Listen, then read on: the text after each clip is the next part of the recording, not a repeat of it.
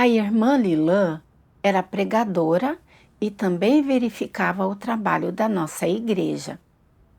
Normalmente, nós nos dávamos muito bem.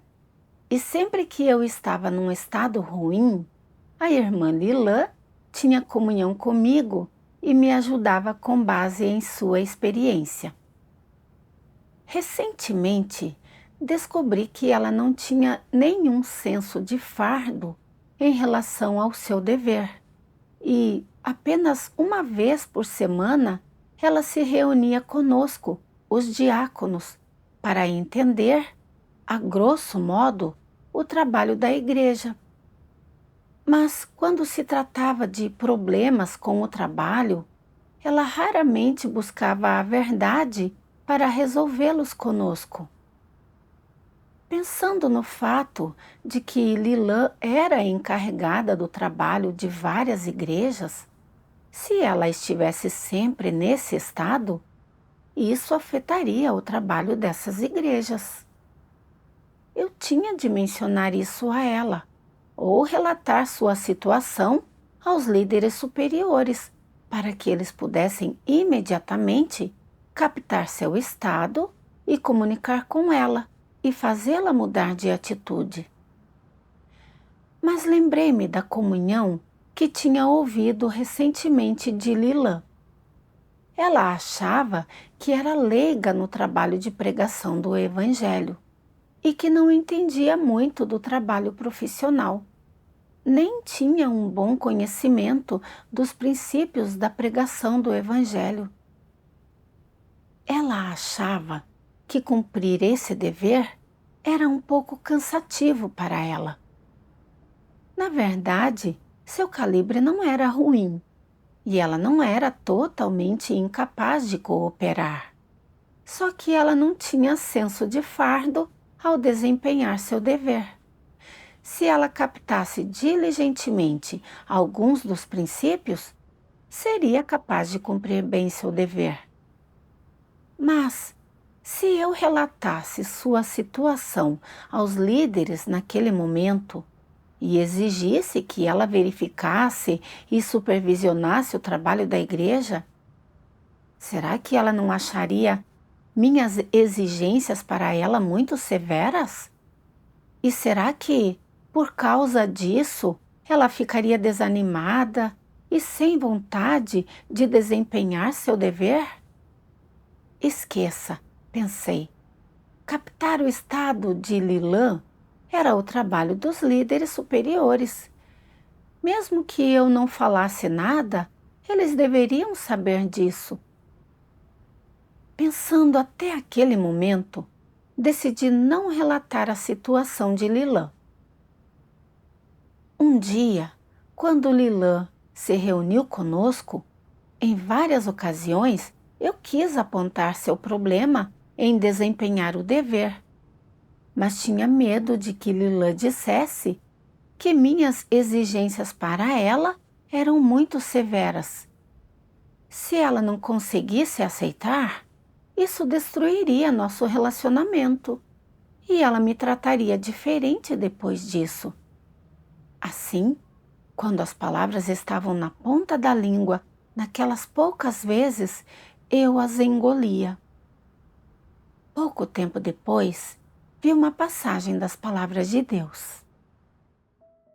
Não é tão difícil resolver o problema dos falsos líderes e anticristos. Os falsos líderes não realizam trabalho real, e é fácil descobri-los e enxergá-los claramente. Os anticristos perturbam e interrompem o trabalho da igreja, e também é fácil descobri-los e enxergá-los claramente. Tudo isso está relacionado ao problema de perturbar o povo escolhido de Deus no desempenho de seus deveres. E você deveria denunciar e expor tais pessoas. Somente assim você pode evitar que o trabalho da igreja seja atrasado. Denunciar e expor falsos líderes e anticristos é um trabalho crucial que garante que o povo escolhido de Deus possa desempenhar bem seus deveres. E todo o povo escolhido de Deus tem essa responsabilidade. Não importa quem seja, desde que seja um falso líder ou um anticristo, o povo escolhido de Deus deveria expô-lo e trazê-lo à luz. E, dessa forma, você cumprirá sua responsabilidade. Vocês têm ouvido sermões há anos e nem agora conseguem discernir falsos líderes e anticristos. Em vez disso, estão dispostos a se misturar com os anticristos e a passar o dia todo comendo sem pensar seriamente em nada. Tal comportamento basta para mostrar que vocês não são verdadeiros crentes em Deus. Em primeiro lugar, vocês não amam a verdade nem aceitam a verdade. Em segundo lugar, vocês não têm senso de responsabilidade pelo seu dever. Muito menos pode-se dizer que vocês o cumprem com lealdade e vocês simplesmente ignoram o trabalho da igreja. Vocês parecem desempenhar seu dever, mas não alcançam nenhum resultado. Estão apenas cumprindo formalidades. Não importa quanto os falsos líderes e os anticristos perturbem e prejudiquem o trabalho da igreja, vocês não ficam cientes disso, e isso não os incomoda nem um pouco. A casa de Deus regou vocês todo esse tempo, e vocês ouviram muitos sermões. E qual é o desfecho? Há um problema sério, o de aparecer um anticristo na igreja, mas vocês não estão cientes disso. Isso mostra que vocês não progrediram nem um pouco, que estão entorpecidos e são imbecis, e que satisfazem a carne. Vocês são uma pilha de pessoas mortas, sem um único que esteja vivo, sem um único que busque a verdade, no máximo, apenas alguns servidores. Ter acreditado em Deus e ouvido sermões todo esse tempo, para depois se misturar com um anticristo, para não expô-lo ou denunciá-lo? Qual é a diferença entre vocês e alguém que não acredita em Deus? Vocês pertencem aos anticristos. Vocês não são o povo de Deus. Vocês seguem os anticristos, seguem Satanás e não são seguidores de Deus nem um pouco. Mesmo que não tenham feito as coisas malignas que o anticristo fez, ainda assim o seguiram e o protegeram, porque não o expuseram nem o denunciaram e ficaram tagarelando, dizendo que não se associaram tanto assim ao anticristo e que não sabiam o que ele estava fazendo. Ao fazerem isso, vocês não estavam protegendo o anticristo de olhos bem abertos? O anticristo cometeu tanto mal e paralisou o trabalho da igreja, transformou a vida da igreja em um caos total e, ainda assim, vocês dizem que não sabiam o que o anticristo estava fazendo. Quem acreditaria nisso? Vocês viram que o anticristo estava perturbando e prejudicando o trabalho da igreja com seus próprios olhos e, ainda assim, permaneceram completamente indiferentes e não reagiram de forma alguma. Ninguém o expôs nem denunciou. Todos vocês falharam em cumprir até mesmo essa pequena responsabilidade. E vocês carecem tanto de consciência e razão. Com frequência, todas as igrejas enviam cartas de denúncia, denunciando falsos líderes e anticristos. Vocês nunca viram isso? Somente a igreja canadense é uma poça de água estagnada que nunca entrou em contato com o alto para fazer um relatório sobre sua situação. Vocês são apenas um bando de pessoas mortas, sem nenhum que esteja vivo. Deus não reconhecerá esse tipo de igreja. E, se vocês não se arrependerem, estarão completamente acabados e serão todos excluídos. Se um anticristo aparecer na igreja e nenhuma pessoa se levantar para denunciá-lo, Deus ficará desapontado e enojado. Deus expressou todas essas verdades para nos prover. Suas comunhões das verdades relativas ao discernimento de anticristos e falsos líderes são muito meticulosas e completas. Ele espera que quando as pessoas perturbarem o trabalho da casa de Deus, sejamos capazes de cumprir nossa responsabilidade e nos posicionar para proteger o trabalho da igreja. Se alguém vê o trabalho da casa de Deus sendo afetado e não toma consciência disso, nem tem senso de justiça para se levantar e impedi-lo ou denunciá-lo aos níveis superiores, então essa é uma pessoa morta, sem consciência e sem um pingo de testemunho. Deus expõe exatamente o estado em que eu me encontrava. Quando vi que ultimamente era raro Lilã verificar o trabalho da igreja e que isso já tinha afetado o trabalho, por eu estar apreensiva e com medo de destruir nosso relacionamento, não me atrevi a apontar isso para ela, nem denunciá-la aos níveis superiores. Eu não protegia nem um pouco o trabalho da igreja, e Deus realmente me detestava.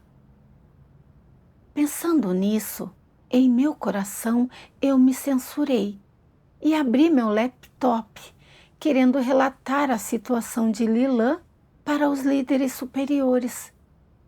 Mas eu ainda estava apreensiva e pensei, se eu relatar o problema de Lilã, certamente os líderes superiores se comunicarão com ela e ela saberá que fui eu quem a denunciou aos líderes.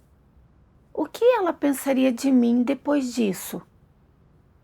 Será que ela pensaria que eu tinha apontado suas deficiências pelas costas?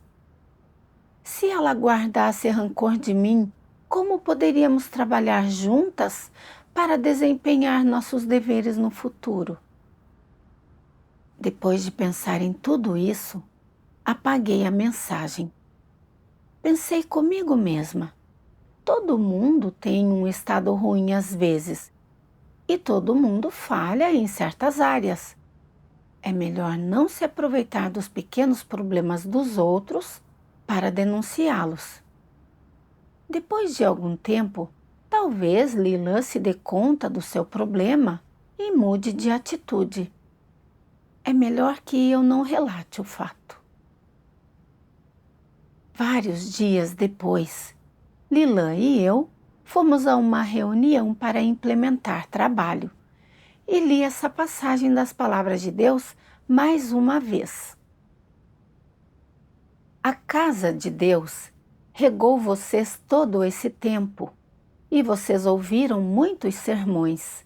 E qual é o desfecho?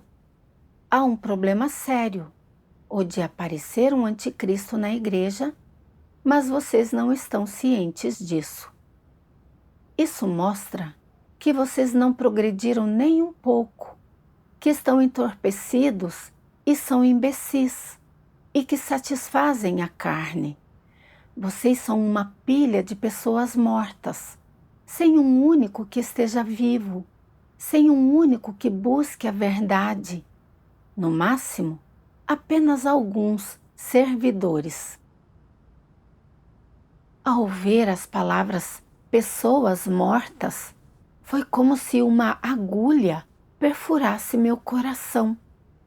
Pensando que nunca fui capaz de praticar a verdade, eu me repreendi por dentro fiz uma oração silenciosa em meu coração.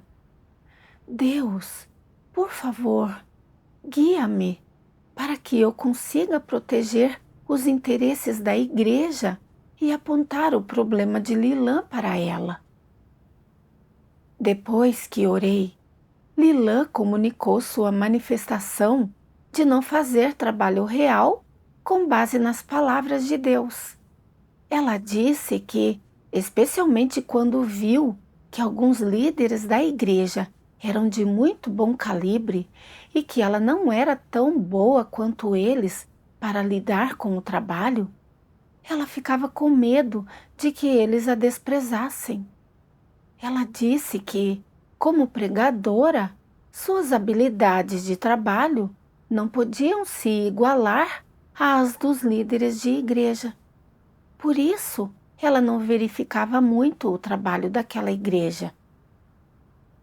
Lilã tinha percebido que sua falta de supervisão e acompanhamento do trabalho era uma manifestação de uma falsa líder. Se eu apontasse seu problema depois do que ela acabou de dizer, não seria como colocar sal em suas feridas? Será que ela pensaria que eu não era amorosa e não levava em conta seus sentimentos? Então, tudo o que fiz foi dar a ela um lembrete curto e simples. Depois disso, pensei que seria melhor relatar a situação de Lilã aos líderes. Assim, os líderes poderiam rapidamente ter comunhão com ela e ajudá-la. Então, relatei aos líderes as poucas situações que tinha visto. Depois que os líderes tiveram comunhão com ela e apontaram seu problema, Lilã se abriu durante uma reunião e disse que tinha comido e bebido as palavras de Deus sobre expor os falsos líderes e reconheceu que não tinha verificado nem supervisionado o trabalho e que não tinha realizado bem seu trabalho. Depois disso, Lilã passou a verificar o trabalho da igreja com um pouco mais de frequência. Analisava as razões pelas quais o trabalho do Evangelho não produzia resultados conosco e tentava resolver esses problemas de forma prática. Quando vi que Lilã podia fazer um pouco de trabalho real, fiquei muito feliz. Depois disso, fiquei refletindo e pensei, por que nunca ousei apontar o problema de Lilã ou relatá-lo aos líderes? O que exatamente estava me controlando nessa questão? Enquanto buscava, li uma passagem das palavras de Deus. Se você bater nos outros, não lhes bata na cara. Se você chamar a atenção dos outros, não aponte suas deficiências. Isso descreve um método de interagir com os outros que Satanás inculcou nas pessoas. Significa que, quando você interage com os outros, você deve dar-lhes alguma margem. Você não deveria ser duro demais com os outros. Não pode mencionar seus erros passados, tem que preservar a dignidade deles, não pode danificar as boas relações com eles, precisa ser perdoador para com eles e assim por diante. Esse ditado sobre a moralidade descreve principalmente um tipo de filosofia para os tratos mundanos que dita as interações entre os seres humanos. Existe uma doutrina nas filosofias para os tratos mundanos que diz: calar diante das falhas de bons amigos ajuda a criar uma amizade boa e duradoura. Significa que, a fim de preservar um relacionamento amigável, é preciso calar-se sobre os problemas dos amigos, mesmo que sejam vistos claramente. que se deve obedecer aos princípios de não bater na cara das pessoas nem apontar suas deficiências. Eles devem enganar um ao outro, esconder-se um do outro, empenhar-se em intrigas um com o outro, e embora saibam com clareza cristalina que tipo de pessoa o outro é, eles não o dizem diretamente, mas empregam métodos astutos para preservar seu relacionamento amigável. Por que alguém desejaria preservar tais relacionamentos? Trata-se de não querer fazer inimigos nesta sociedade, dentro do grupo a que se pertence, o que significaria sujeitar-se com frequência a situações perigosas. Sabendo que alguém se tornará seu inimigo e o prejudicará depois de você ter apontado as deficiências dele ou tê-lo magoado, e não desejando colocar-se em tal situação, você emprega a doutrina das filosofias para os tratos mundanos que diz: se você bater nos outros, não lhes bata na cara. Se você chamar a atenção dos outros, não aponte suas deficiências. À luz disso, se duas pessoas estão nesse tipo de relacionamento, elas contam como amigas verdadeiras? Elas não são amigas verdadeiras, muito menos são confidentes uma da outra. Então, que tipo de relacionamento, exatamente, é esse? Não é um relacionamento social fundamental? Em tais relacionamentos sociais, as pessoas não podem oferecer seus sentimentos, nem ter intercâmbios profundos, nem conversar sobre o que quiserem. Elas não podem dizer em voz alta o que está no coração, nem os problemas que veem no outro ou as palavras que beneficiariam o outro. Em vez disso, escolhem coisas agradáveis para dizer, para se manterem no favor do outro. Elas não ousam falar a verdade nem defender os princípios para não causar animosidade nos outros contra elas. Quando ninguém é uma ameaça para uma pessoa, ela não vive em paz e tranquilidade relativas? Não é esse o objetivo das pessoas ao dizerem: se você bater nos outros, não lhes bata na cara. Se você chamar a atenção dos outros, não aponte suas deficiências? É claro que esse é um modo de existir astuto e enganoso, com um elemento de atitude defensiva e cujo objetivo é a autopreservação. Pessoas que vivem assim não têm confidentes nem amigos próximos a quem possam dizer o que quiserem. Elas são defensivas umas para com as outras, são calculistas e estratégicas, e cada uma tira do relacionamento o que precisa. Não é assim? Em sua raiz, o objetivo de, se você bater nos outros, não lhes bata na cara. Se você chamar a atenção dos outros, não aponte suas deficiências. É não ofender os outros e não fazer inimigos. É proteger-se, não machucando ninguém. É uma técnica e um método que se adota para que a pessoa não se machuque. Antes, eu concordava muito com o ditado: se você bater nos outros, não lhes bata na cara. Se você chamar a atenção dos outros, não aponte suas deficiências. Isso porque esse ditado me ensinou que, ao interagir com outras pessoas, é preciso levar em conta seus sentimentos.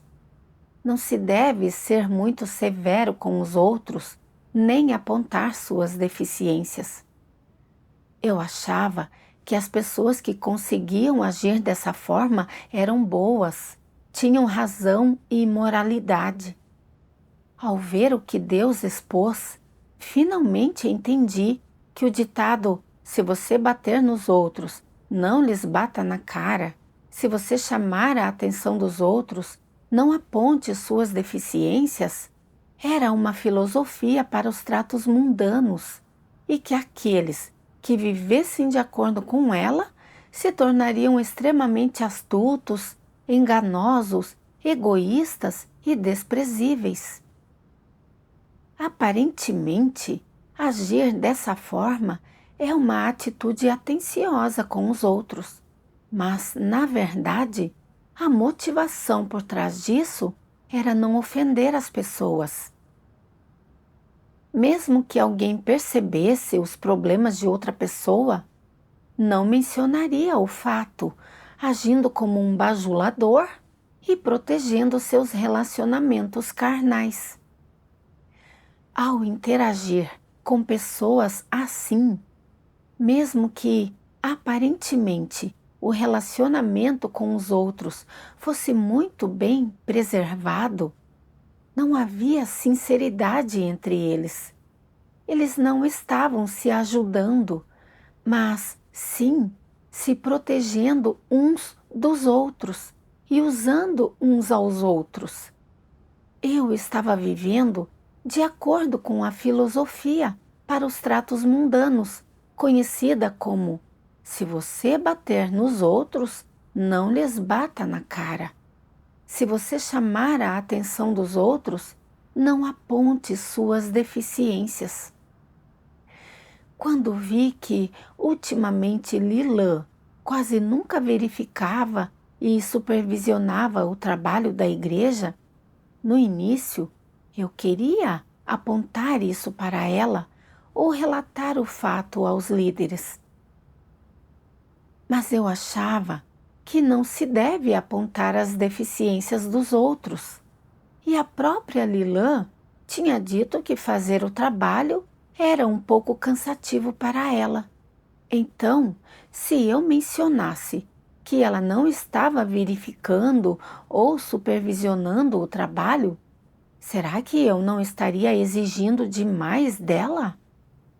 Dei a desculpa de que todas as pessoas têm um estado ruim, às vezes, e têm suas próprias inadequações, e escolhi permanecer em silêncio.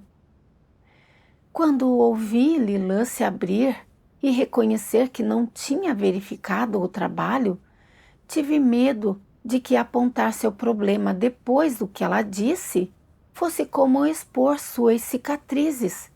Então eu só disse algumas palavras vazias.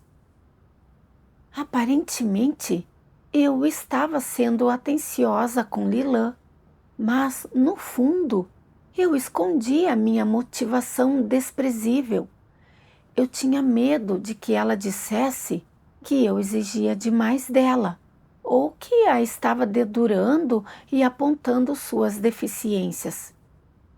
Se eu a ofendesse por causa desse assunto, ela guardaria rancor de mim e seria rude comigo no futuro, e não trabalharíamos juntas de forma pacífica e alegre como trabalhamos agora.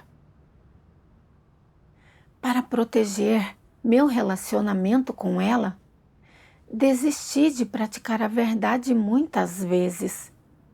Aparentemente, Lilã e eu estávamos nos dando bem e éramos boas amigas que não guardavam segredos uma da outra. Mas eu não era nem um pouco sincera nem amorosa com ela. Lembrei que, quando eu estava em um estado ruim, Lilã sempre tinha comunhão comigo e me ajudava. E quando ela percebia que eu tinha um problema, ela o apontava para que eu pudesse reconhecê-lo e mudar de atitude.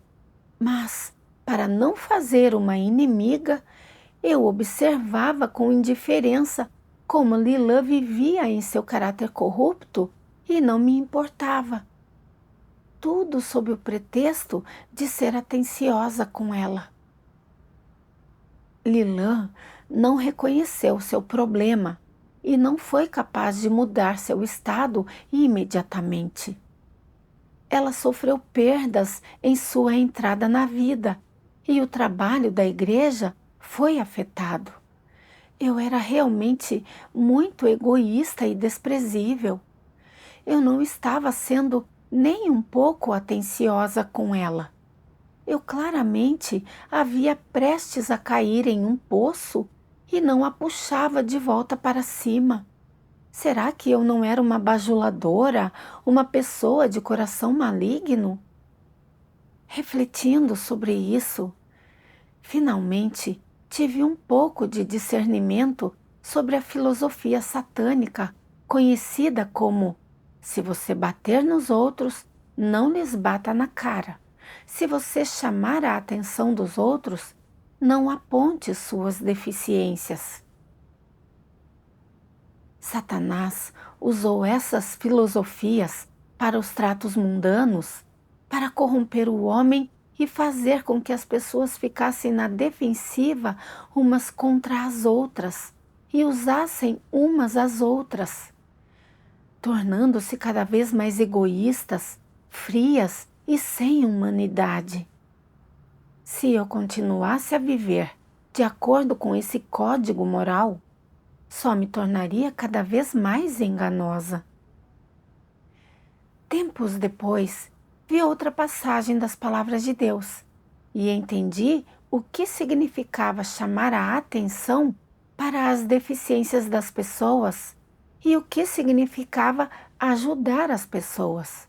Deus diz: A palavra apontar, no dito, se você chamar a atenção dos outros, não aponte suas deficiências.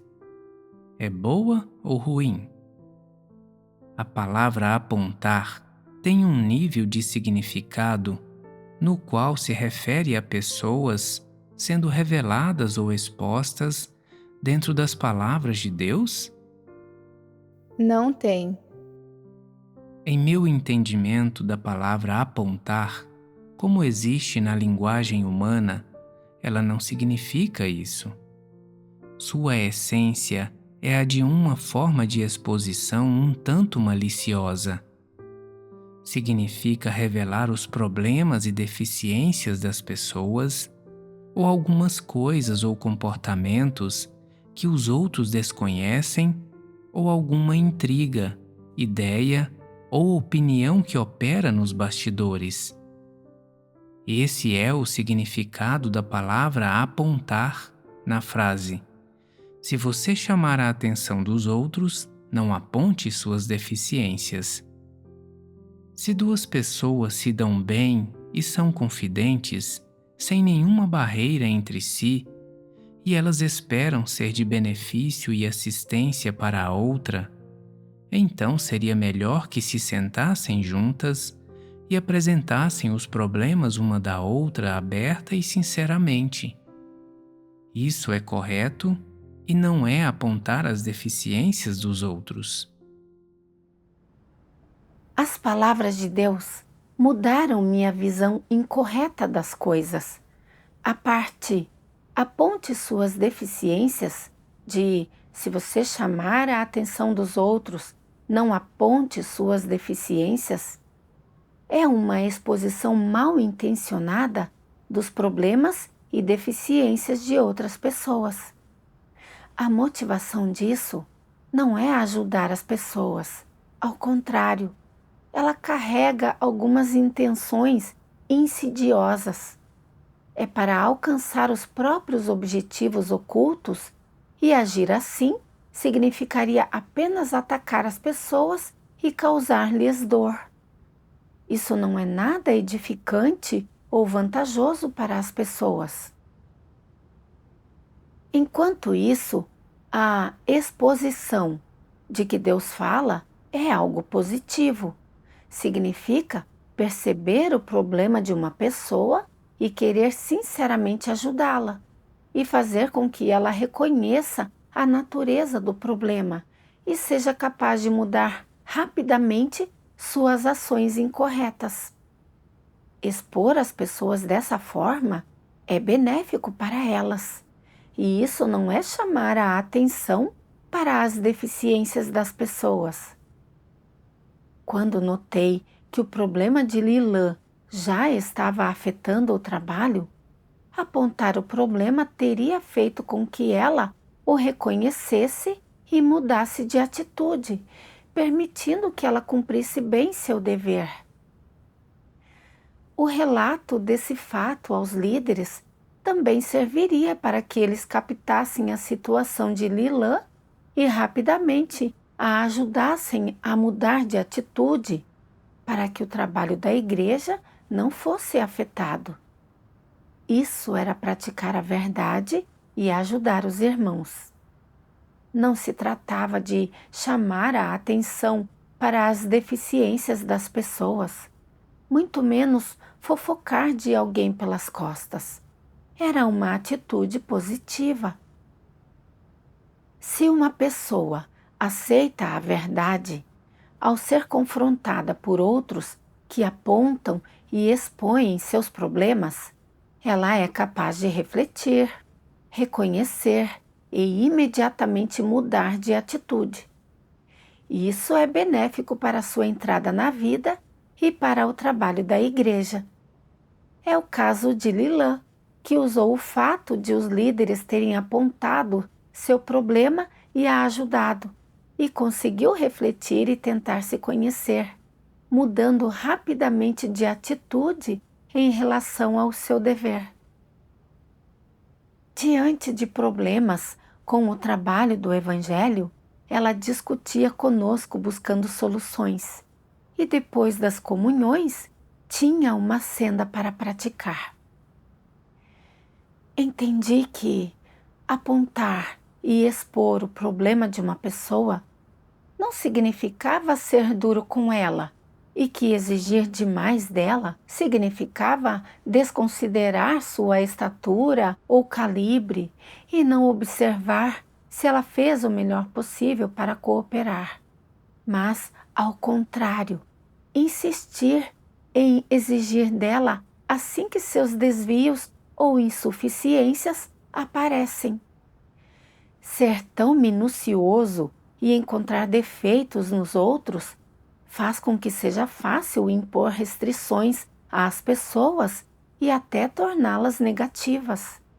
Enquanto isso, como líder e obreira, supervisionar e verificar o trabalho da igreja era o trabalho de Lilã.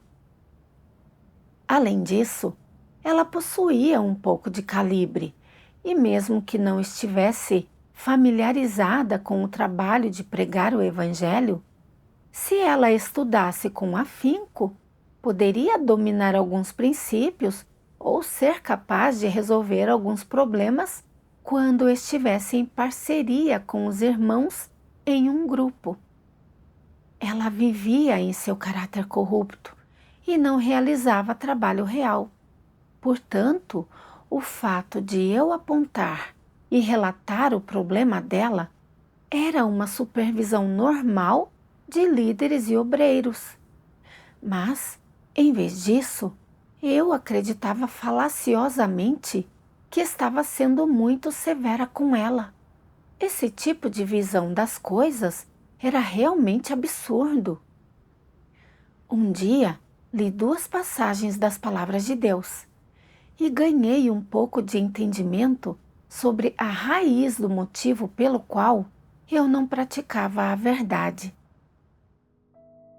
Deus Todo-Poderoso diz: a maioria das pessoas deseja buscar e praticar a verdade, mas, na maior parte do tempo, só tem a determinação e o desejo de fazê-lo. A verdade não se tornou sua vida. Como resultado, quando se deparam com forças malignas ou encontram pessoas malignas e más cometendo atos malignos, ou falsos líderes e anticristos fazendo coisas de uma maneira que viole princípios, assim perturbando o trabalho da igreja e prejudicando o povo escolhido de Deus, elas perdem a coragem de se manifestar e se pronunciar. O que significa quando você não tem coragem? Significa que você é tímido ou inarticulado? Ou será que você não entende completamente e, portanto, não tem confiança para se pronunciar? Nenhum dos dois. Isso é primariamente a consequência de ser constrangido por caracteres corruptos. Um dos caracteres corruptos que você revela é um caráter enganoso. Quando algo acontece com você, a primeira coisa em que você pensa são seus interesses pessoais. A primeira coisa que você considera são as consequências, se isso será benéfico para você. Isso é um caráter enganoso, não é? Outro é um caráter egoísta e baixo. Você pensa: o que uma perda para os interesses da casa de Deus tem a ver comigo? Eu não sou um líder. Então, por que deveria me importar? Não tem nada a ver comigo. Não é responsabilidade minha. Tais pensamentos e palavras não são algo que você pensa conscientemente. São produzidos por seu subconsciente, que é o caráter corrupto que se revela quando as pessoas deparam com um problema. Quando a verdade se tornar vida em você, quando você observar alguém que blasfema contra Deus, que não tem temor de Deus e que é perfunctório ao cumprir o dever, ou que interrompe e perturba o trabalho da igreja, você responderá de acordo com as verdades princípios e será capaz de identificá-lo e expô-lo conforme necessário. Se a verdade não se tornar sua vida e você ainda viver em seu caráter satânico, quando encontrar pessoas malignas e diabos que causam prejuízos e perturbações no trabalho da casa de Deus, você fará vista grossa e se fingirá de surdo. Você as ignorará sem ser repreendido por sua consciência. Você até achará que qualquer um que cause perturbações ao trabalho da igreja não tem nada a ver com você. Não importa quanto o trabalho da igreja e os interesses da casa de Deus sofram. Você não se importa, não intervém, nem se sente culpado. O que faz de você alguém que não tem consciência nem razão, um não crente, um servidor. Você come o que é de Deus, bebe o que é de Deus e desfruta tudo o que vem de Deus, mas acha que qualquer dano aos interesses da casa de Deus não está relacionado a você. O que faz de você um traidor, que morde a mão que o alimenta. Se você não protege os interesses da casa de Deus, você é mesmo humano? Isso é um demônio que se insinuou na igreja. Você finge acreditar em Deus, finge ser um escolhido e quer se aproveitar da casa de Deus. Você não vive a vida de um ser humano, é mais como um demônio que como uma pessoa, e é claramente um dos não crentes. As palavras de Deus expuseram minha verdadeira situação. Vi que não tinha a verdade, que tinha um caráter satânico, enganoso e egoísta. Quando as coisas aconteciam comigo, eu só considerava meus interesses e não protegia o trabalho da igreja de forma alguma. Vi claramente que Lilã não tinha senso de fardo ao desempenhar seu dever, que ela raramente verificava e supervisionava o trabalho, e que isso já tinha afetado o progresso normal do trabalho da igreja. Se eu fosse alguém que tivesse humanidade e consciência, apontaria isso imediatamente a Lilã e relataria o fato aos níveis superiores. Mas para proteger meu relacionamento com ela, nas poucas vezes em que as palavras estavam na ponta da língua, eu usei a desculpa de que os líderes costumam se reunir com Lilã. Portanto, se eu não disser nada, eles ainda captarão seu estado, como motivo para escolher o silêncio. Quando eu quis contar aos líderes superiores sobre o problema de Lilã, fiquei com medo de ofendê-la e inventei outra grande desculpa, dizendo: todo mundo tem um estado ruim às vezes e não se deve exigir muito dos outros. Eu inventava desculpas para não praticar a verdade. Eu era tão enganosa, tão astuta. Eu desfrutava da provisão e pastoreio de tantas palavras de Deus.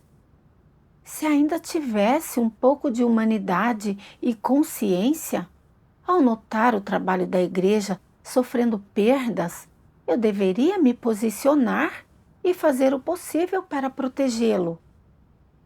Se eu tivesse sido capaz de mencionar rapidamente o problema de Lilã para ela, ela teria conseguido reconhecer e mudar de atitude um pouco antes, e o trabalho não teria sido atrasado por tanto tempo.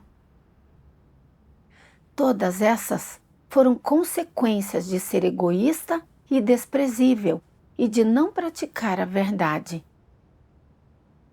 Como uma pessoa tão interesseira como eu poderia ser digna da salvação de Deus? Se eu não me livrasse desses caracteres corruptos o quanto antes, certamente acabaria rejeitada e excluída por Deus. Além disso, antes eu sempre acreditei que apontar o problema de Lilã era uma questão para os líderes superiores resolverem. Esse meu ponto de vista também estava errado. Proteger o trabalho da igreja é responsabilidade de cada pessoa do povo escolhido de Deus. Como membro da casa de Deus, sou responsável por supervisionar o trabalho dos líderes e obreiros. E quando vejo líderes ou obreiros fazerem algo contrário aos princípios, ou que não é benéfico para o trabalho da igreja, eu deveria apontar isso e cumprir minha responsabilidade.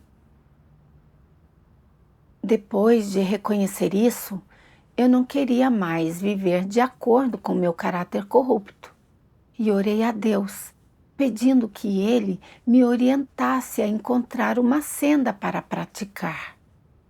Li as palavras de Deus que diziam: Se for uma ação que esteja de acordo com os princípios, será de pouca importância se ela ofender as pessoas ou fizer com que você seja criticado pelas costas.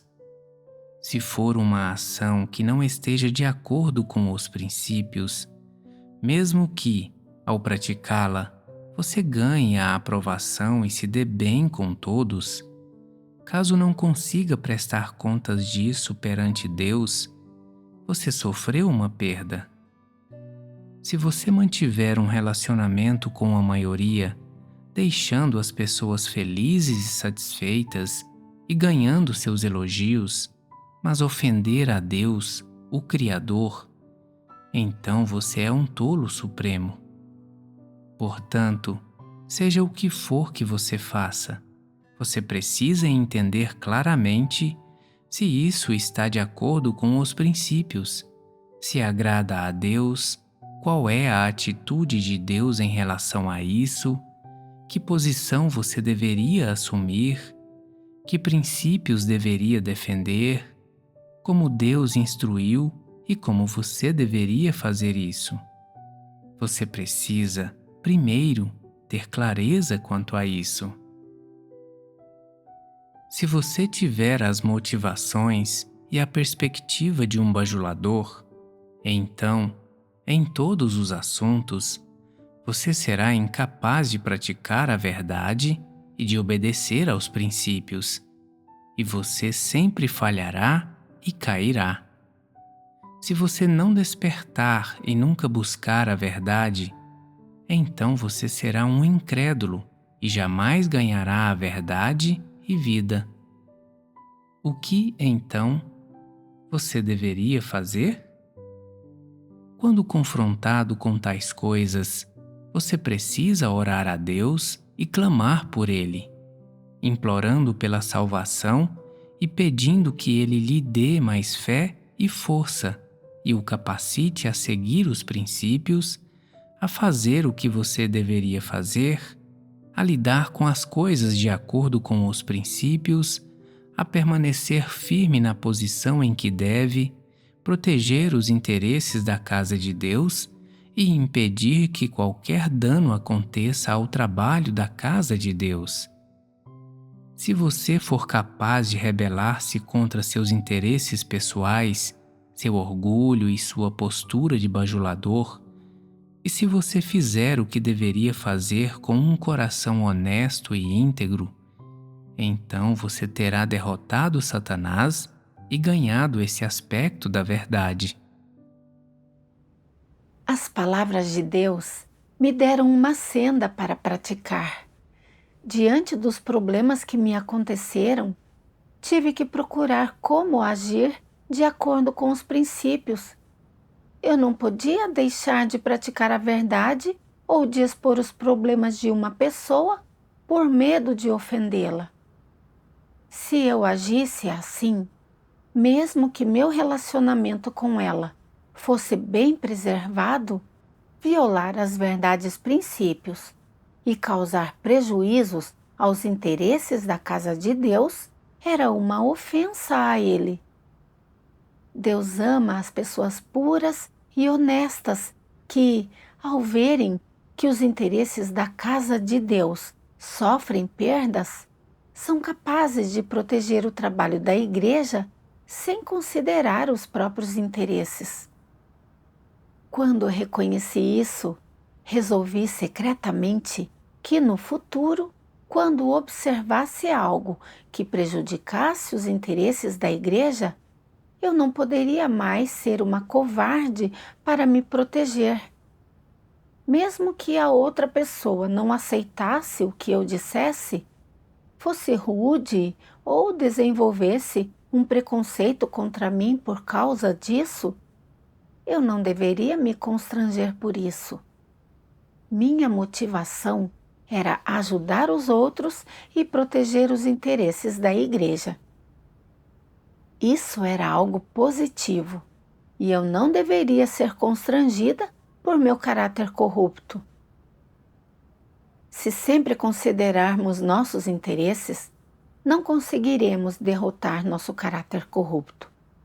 Por isso, devemos orar a Deus e confiar nele, pedir a Ele que nos dê mais fé e força para sermos capazes de largar nossos interesses pessoais, ser pessoas honestas e cumprir nossa responsabilidade.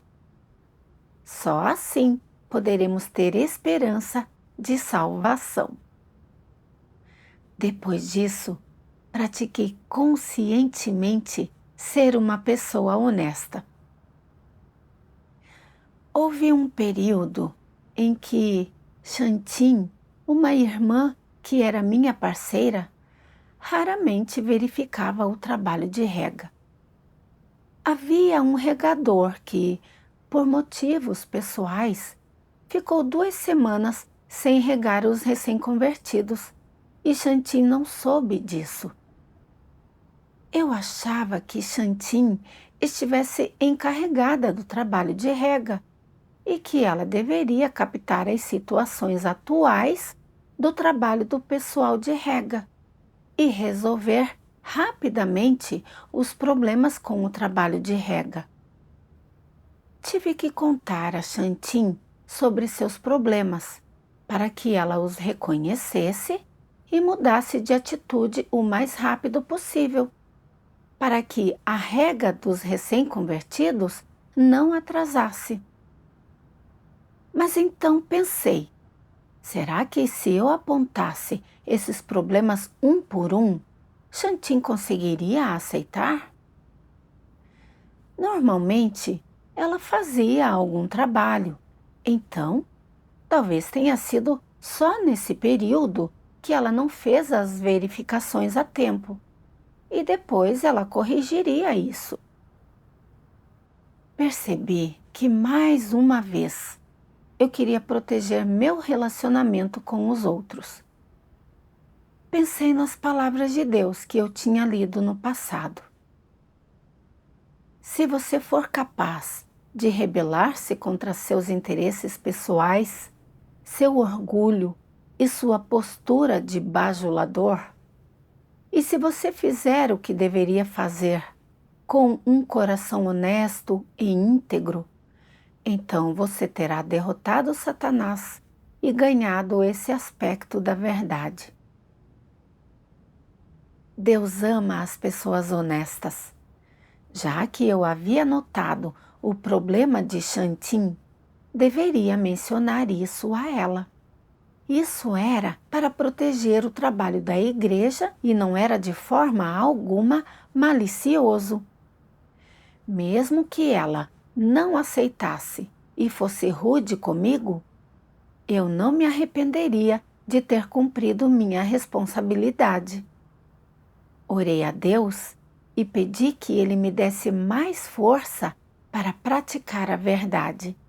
Depois de orar, apontei para Xantin todos os problemas que tinha notado e, a princípio, ela não aceitou, argumentou comigo e se defendeu.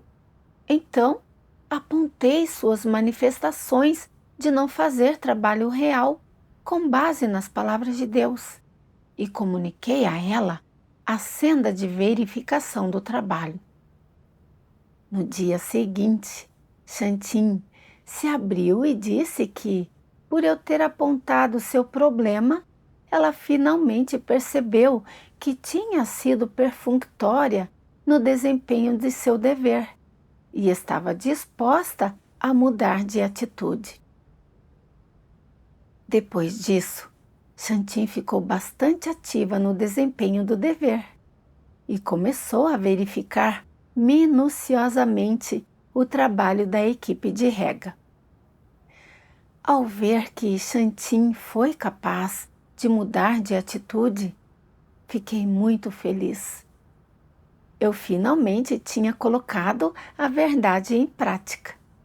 Daqui para frente, estou disposta a confiar em Deus e a praticar para me tornar uma pessoa realmente boa.